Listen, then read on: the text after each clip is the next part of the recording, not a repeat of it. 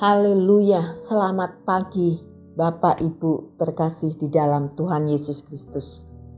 Kita kembali ada pagi hari ini dalam acara doa pagi GPDI Budi Mulia.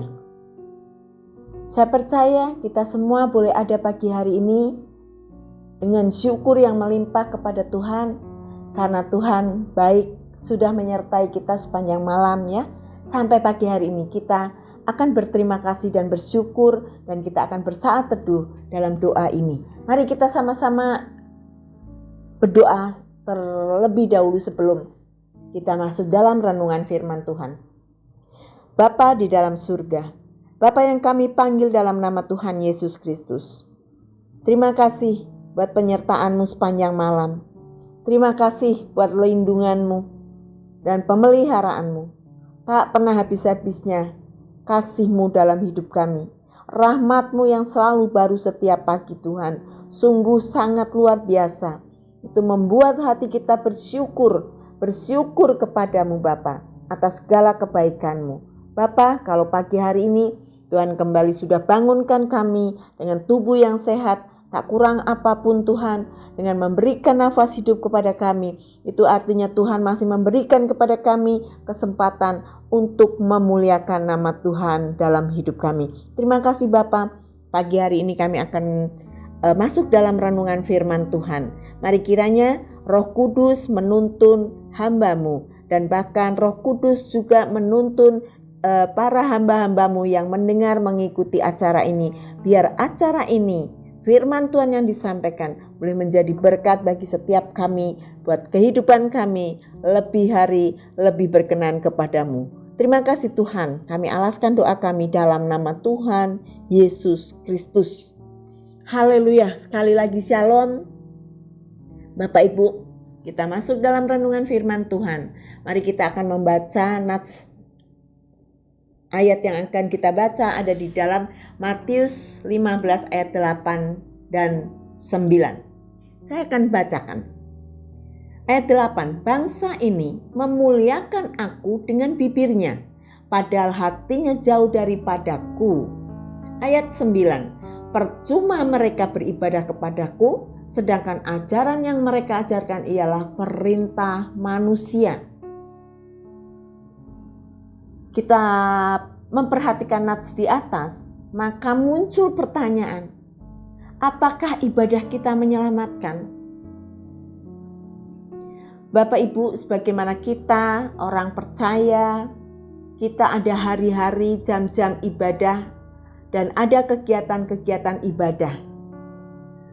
Dan dalam kitab Ibrani kita tahu, Ibrani 10 ayat yang ke-25a, janganlah kita menjauhkan diri dari pertemuan-pertemuan ibadah kita. Artinya, ibadah ini menjadi perintah Allah bagi umatnya. Menjadi perintah Allah yang untuk dilakukan oleh umat-umatnya, yaitu beribadah kepada Tuhan. Saya percaya kalau itu adalah perintah Allah, itu pasti mendatangkan kebaikan atau mendatangkan manfaat bagi hidup kita. Karena di dalam ibadah itu ada kehadiran Tuhan, ada kehadiran Allah. Matius 18 ayat 20 berkata, sebab di mana 2 atau 3 orang berkumpul dalam namaku, di situ aku ada, di tengah-tengah mereka. Saudara, kehadiran Tuhan itu sangat diperlukan bagi hidup orang percaya. Kehadiran Tuhan itu segalanya. Itu sebabnya kita disuruh, diperintahkan untuk beribadah. Karena di tengah ibadah, perkumpulan ibadah itu, Tuhan hadir. Saudara, 1 Timotius 4 ayat yang ke-8 berkata, latihan badani terbatas gunanya, tetapi ibadah itu berguna bagi segala hal, karena mengandung janji, baik untuk hidup ini maupun untuk hidup yang akan datang. Hidup ini adalah hidup yang sekarang ini, saudara. Latihan badani terbatas gunanya. Ya, Sedemikian pentingnya orang memelihara dan melatih tubuh jasmani, berolahraga, melatih dengan kegiatan-kegiatan yang bermanfaat. Saudara, masih jauh lebih penting untuk beribadah. Karena dikatakan ibadah itu punya janji untuk hidup yang sekarang kita hidupi di dunia ini, tapi juga mempunyai janji untuk hidup kita yang akan datang. Artinya kehidupan kelak setelah kita mengakhiri hidup kita di dunia ini. Saudara, ibadah itu sesungguhnya di dalamnya adalah saatnya kita memuliakan nama Tuhan dan menyenangkan hati Tuhan. Dalam ibadah itu Tuhan menikmati pujian dan penyembahan kita, yang tentunya kita naikkan sebagai rasa syukur kita. Tuhan sudah tolong kita, Tuhan sudah menebus kita. Kita sudah keluar dari kegelapan, masuk ke dalam terangnya yang ajaib. Kita sudah dipindahkan dari dosa ke dalam kebenaran. Kita patut bersyukur melalui ibadah kita. Dan di situ Tuhan disenangkan, di situ Tuhan dimuliakan. Satu sisi lain untuk kebaikan kita di dalam ibadah itu mengajar kita untuk bisa hidup kudus, hidup benar sesuai dengan kehendaknya.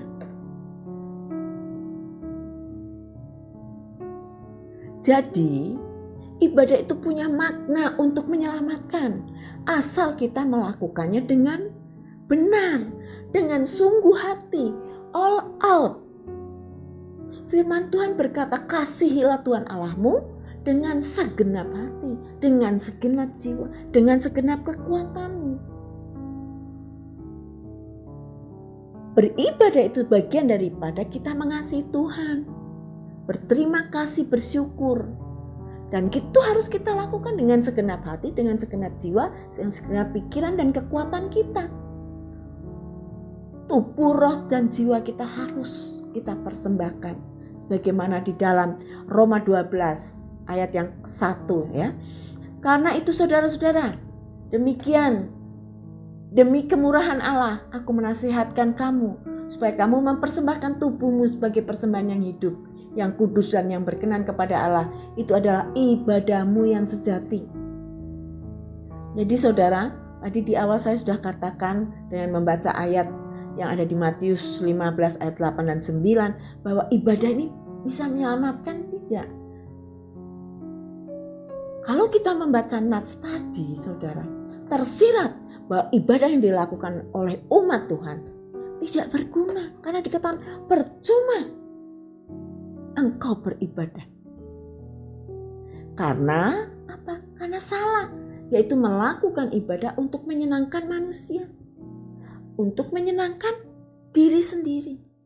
Menyenangkan manusia. Oh, supaya Bapak Gembala, Bapak Pendeta senang. Saya datang beribadah, saya setor muka. Supaya pelayan-pelayan Tuhan di gereja itu senang melihat saya.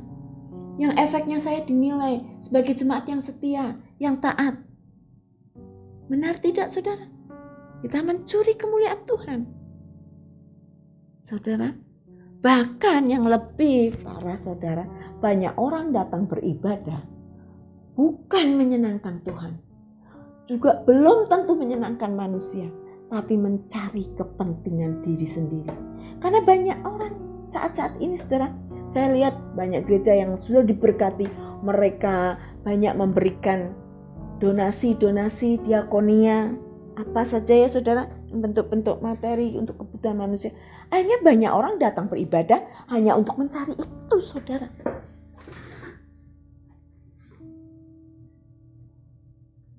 Saya rasa ini menjadi pelajaran bagi kita semua. Kalau kita mau beribadah dengan sungguh-sungguh, dengan hati yang tulus, dengan jiwa pikiran yang murni, bukan setengah-setengah. Karena kalau ibadah kita setengah-setengah, ibadah kita tidak benar, hanya menyukakan manusia, hanya mengikuti adat-adat ritual, ibadah, maka saudara dicela oleh Tuhan. Bahkan kita dikatakan bahwa bangsa itu memuliakan aku dengan bibir saja, hatinya jauh daripada aku. Hatinya tidak pernah mengasihi Tuhan dengan benar. Hatinya tidak melekat, tidak menyukakan Tuhan, tapi mencari kepentingan sendiri, menyukakan manusia. Saudara, itu tidak hanya tidak benar, tapi itu bisa mendatangkan kutuk, saudara. Tuhan mencela umat yang beribadah tidak benar. Dikatakan percuma engkau beribadah, karena ibadahmu kamu lakukan dengan tidak benar. Ya saudara, yang sesungguhnya ibadah itu harusnya mendatangkan berkat, menyukakan Tuhan, tapi ibadah yang salah, ibadah yang dasarnya adalah kepentingan diri sendiri atau menyukakan orang, bisa mendatangkan kutuk. Mari kita baca di dalam Yesaya 29 ayat 13 dan 14. Saya akan baca, saudara. Dan Tuhan telah berfirman, oleh karena bangsa ini datang mendekat dengan mulutnya dan memuliakan aku dengan bibirnya, padahal hatinya menjauh daripadaku, dan ibadahnya kepadaku hanyalah perintah manusia yang dihafalkan. Saudara perhatikan di ayat yang ke-14. Maka sebab itu, sesungguhnya aku akan melakukan pula hal-hal yang ajaib kepada bangsa ini. Keajaiban yang menakjubkan. Hikmat orang-orangnya yang berhikmat akan hilang. Dan kearifan orang-orangnya yang arif akan bersembunyi. Nah ini saudara. Jadi kita harus hati-hati. Lakukan ibadah kita dengan sungguh-sungguh. Supaya ibadah kita tidak sia-sia, menyukakan hati Tuhan, menyenangkan hati Tuhan, dan mendatangkan berkat bagi kita. Jangan sampai kita melakukan ibadah dengan salah, dengan keliru yang hanya menyukakan manusia, bahkan untuk mencari kepentingan diri kita sendiri, maka ibadah itu tidak mendatangkan berkat, tidak menyelamatkan. Dan bahkan ada kutuk yang akan diberikan Tuhan, bahwa hikmat orang-orang yang berhikmat akan hilang dan kearifan orang-orang yang arif akan bersembunyi. Luar biasa saudara, firman Tuhan. Biar kita renungkan. Setiap kehidupan kita ada pilihan, saudara. Apakah saudara akan tetap beribadah dengan asal-asal? Ya karena saya punya waktu, saya ibadah. Tapi giliran tidak punya waktu.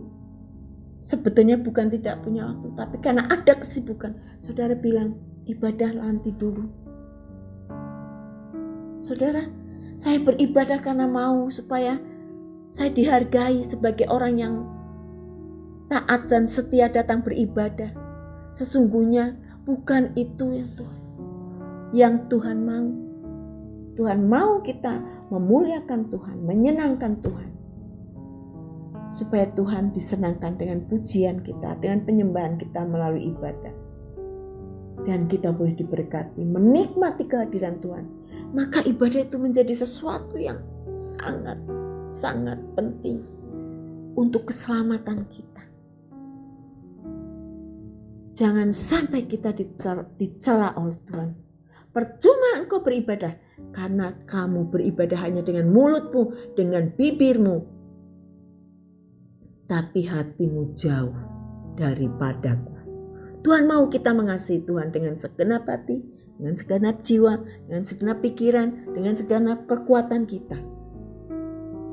Lakukan ibadah dengan benar, supaya kita tidak mendapatkan kutuk, tapi kita mendapatkan berkat dari ibadah kita. Puji Tuhan. Saya rasa firman Tuhan cukup untuk pagi hari ini. Mari kita sama-sama sebelum kita mengakhiri menutup acara ini, kita mau sama-sama berdoa.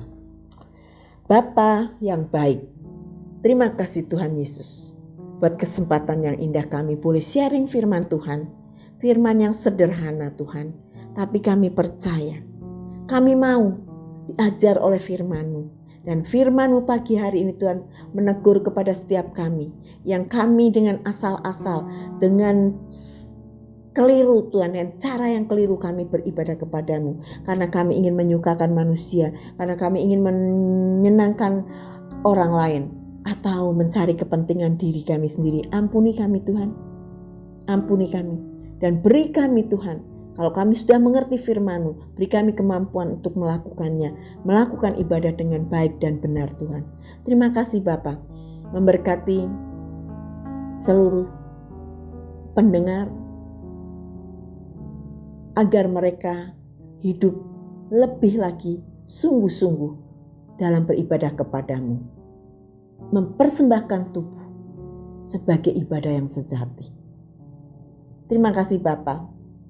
Biar kami berdoa buat acara doa pagi ini boleh menjadi berkat bagi banyak orang, bagi banyak jiwa-jiwa yang dimenangkan untuk Tuhan. Terima kasih Bapa, kami bersyukur, kami alaskan doa kami dalam nama Tuhan Yesus Kristus. Haleluya. Amin.